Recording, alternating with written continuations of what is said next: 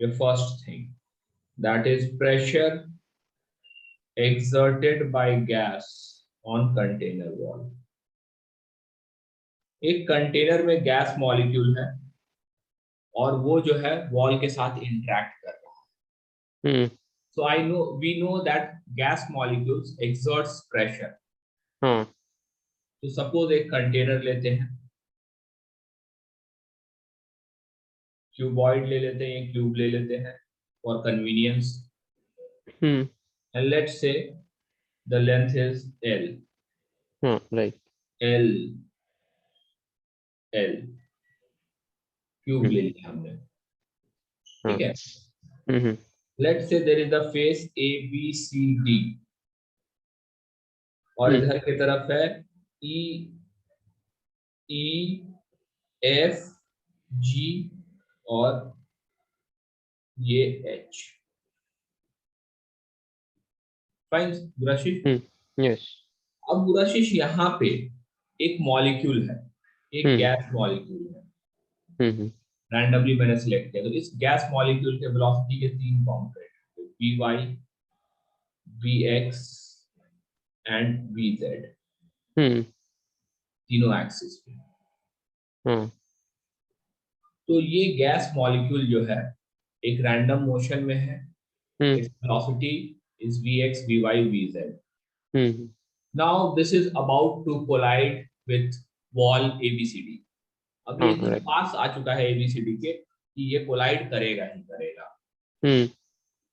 तो कोलाइड करेगा तो कोलिजन कैसा होगा? इलास्टिक होगा. टकराने के बाद ये बाउंस करेगा. Right.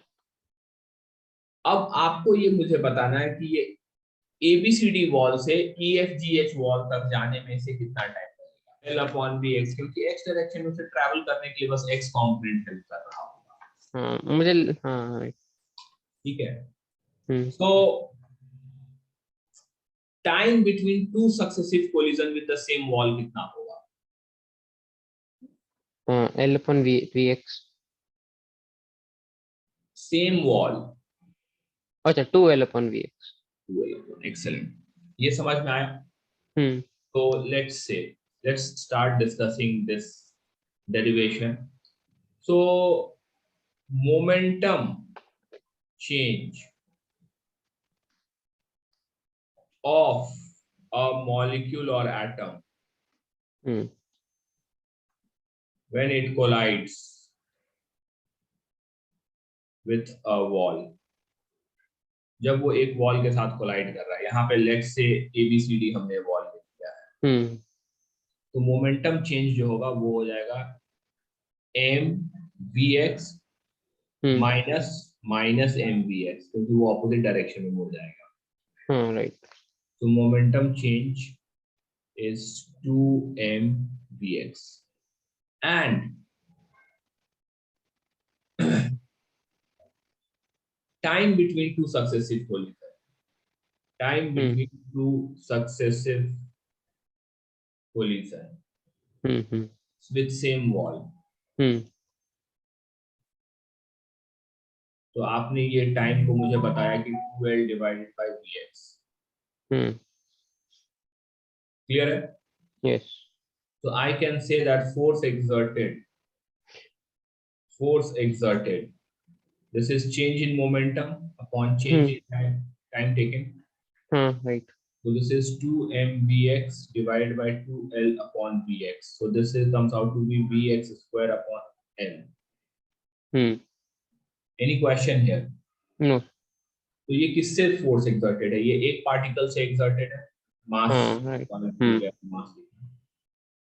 This is the force exerted due to one particle. Correct. अब ऐसे कितने पार्टिकल होंगे? बहुत सारे पार्टिकल होंगे. तो टोटल फोर्स एक्सर्टेड क्या कर सकता हूं मैं? Summation MVx square upon L कर सकता हूं. टोटल फोर्स एक्सर्टेड हो जाएगा M by L summation Vx square. Vx summation Vx square is what? जितने भी पार्टिकल हैं उनका x कंपोनेंट के वेलोसिटी का स्क्वायर और addition. There is a field in mathematics which is called as statistics. And this field of mathematics called as statistics and probability, Hmm. they are brought into use in physics or in Okay. any area of life Hmm. wherever the number of data points are very very large. Okay. 5 data point है, 5 लोगों का height है, तब तो मैं खुद ही बता दूंगा. लेकिन if it is 5 million people's height, then we have to talk in terms of mean, mode, median, first quartile, second quartile, वगैरह वगैरह वगैरह. Understood? Yes. So in chapter called as thermodynamics, KTG, fine, where electron movement are there, in all situation we apply statistics. Okay. And statistics is all about averages. ठीक है? Yes, तो हम क्या करते हैं? We assume that इसका x component का speed, इसका y component का speed और इसका z component का speed जो है वो बराबर है. क्यों हम assume कर रहे हैं? क्योंकि हमें एक मॉडल बनाना है. I am assuming that all the particles have the same velocity. Because there are infinite number of particles and it's not possible. So we always talk in terms of average. ठीक है? तो this is like average, x component का average, y component, z component का average. तो net velocity जो होगा वो तो actually vx square plus vy square plus vz square under root होगा. So this will come out to, हम यहाँ से कह सकते हैं कि यदि if this is there, this implies 3v square root तो 3v. vx square, vy square, vz square जो होगा वो v square by 3 हो जाएगा. Any question? No sir. So I can write here, इस इक्वेशन में मैं लिख सकता हूँ कि टोटल फोर्स जो होगा that is m by l summation v square by 3, where v is the velocity of first particle, second particle, third particle, so on. इसे भी मैंने 3 को भी बाहर ले लिया, तो ये समेशन v स्क्वायर है. ठीक है? सपोज मैं इसे n से मल्टीप्लाई डिवाइड कर देता हूँ. n is total number of particles.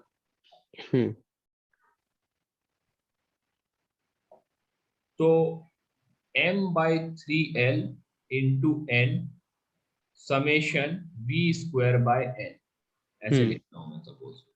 Right.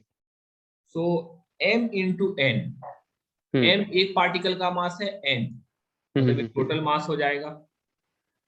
तो इसे हम कैपिटल m से कर देते हैं और नीचे में 3l रहते हैं.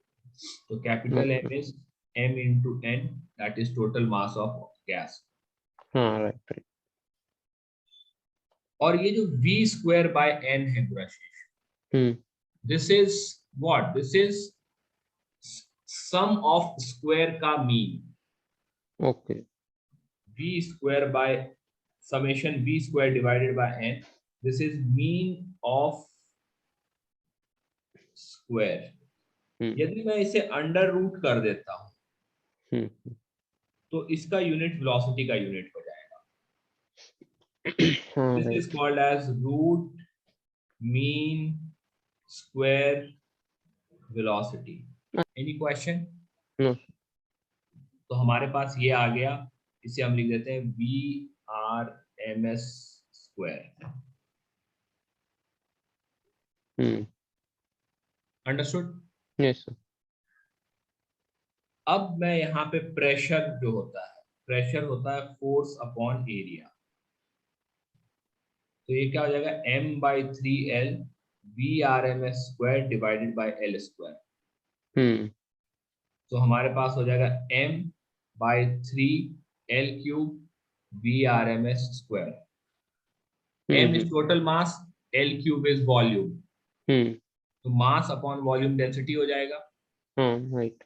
तो बेसिकली प्रेशर P जो हो जाएगा वो हो जाएगा 1/3 rho VRMS square. This is the first model.